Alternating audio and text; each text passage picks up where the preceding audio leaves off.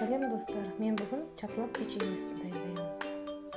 Ол үшін керек заттар: 2 жұмыртқа, 112 грамм қара шоколад, 35 грамм қолдың майы немесе маргарин, 112 грамм қант, 1 шай қасық нескафе, 5 грамм тұз, 6 грамм дрожь, 6 грамм разрыхлитель, 70 грамм ұн, 150 грамм капля шоколадтары және 250 грамм грек жаңғағы.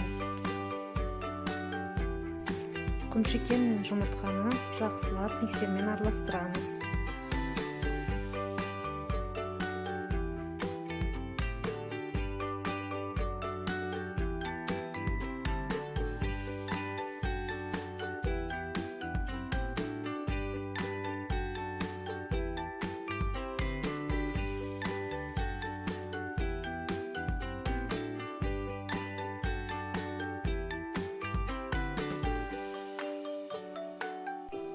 Сары май мен қара шоколадты ыдысқа салып отта ерітеміз.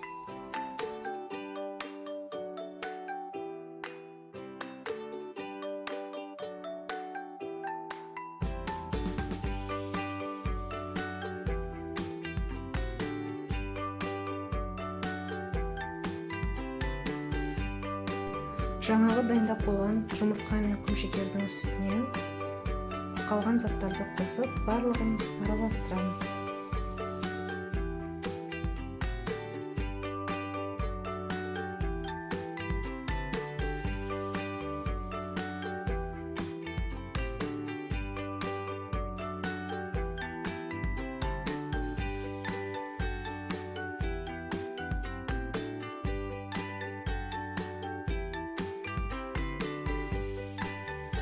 Жаңағы отта ерітіп алған май мен қара шоколадты ыстық күйінше құймаймыз. Өйткені ішіндегі капля шоколадтарды ол ерітіп жібереді.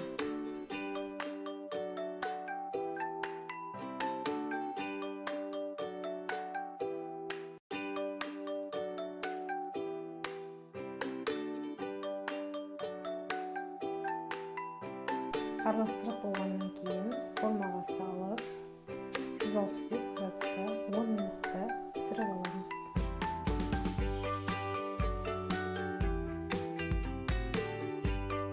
Осымен чатлак печеньеміз дайын болды. Ас болсын.